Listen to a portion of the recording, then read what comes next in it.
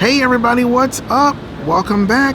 Day 3 of this exploring the chambers of God's heart. Hope you guys have been liking it so far.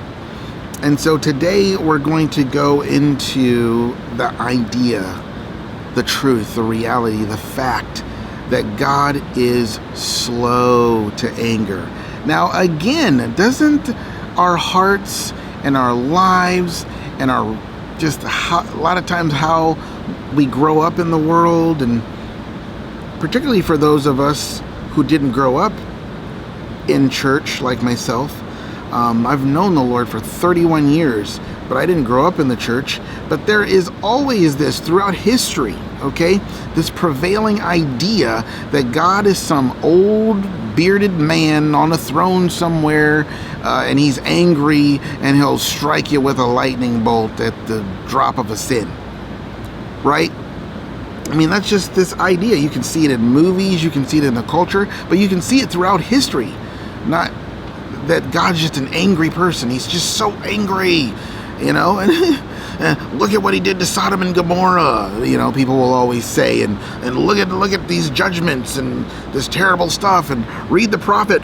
The prophets are always talking about judgment, and he's so angry. And it's like, well, no, you need to read the scriptures and see a merciful God. You need to see a God who's trying to restore his people. You need to see a God who's trying to say, hey guys, come to the table, let's talk about this. Let's discuss this. I want peace with you. I want blessing for you. I created you to live, not die. See, what happens is when we are separated from God, we have no idea what the truth is. And our head can get filled with all kinds of things that are not true.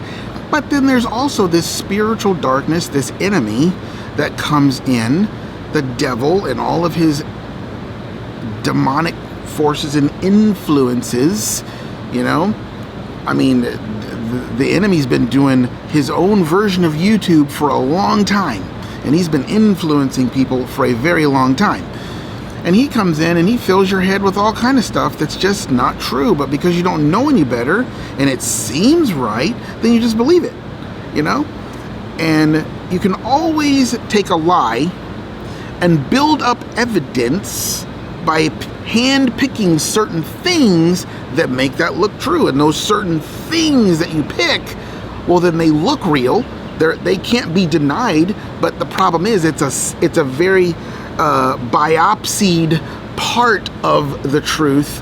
That it's the very thing that Satan did to Jesus. He biopsied the truth and gave him a piece of it to deceive him into something that wasn't totally true. And so the lie is God's angry at you. God's mad at you. I put out this funny little short using this little baby version of myself one time on my YouTube channel. And it was like, God is not mad at you. It's like, God is not mad at you. How is God mad at you? And he has been God.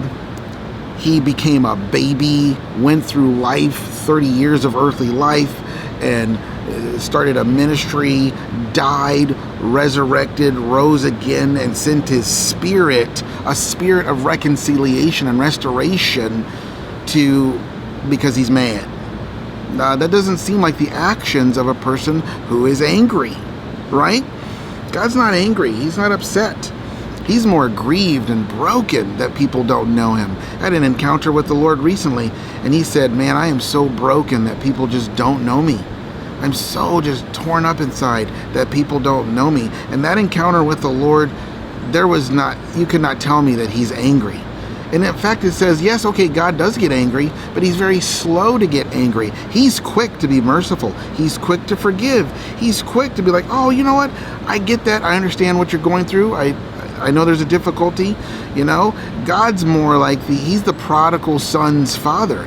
He's ready to forgive and have mercy and hug you and throw a party just because you came to him. You know, he's not angry at you. He's not upset with you.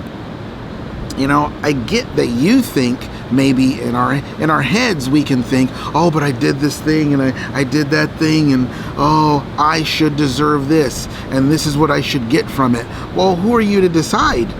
If we're talking about knowing the Lord and Him deciding, He says, I would rather be merciful than angry. And it's like, it takes a lot to get God angry. I know the things that get God angry. Consistent, unrepentant rebellion, it does upset the Lord. Unbelief upsets the Lord, but He doesn't get there quickly. And it's like, and even if He does get there, repentance turns that away very quickly.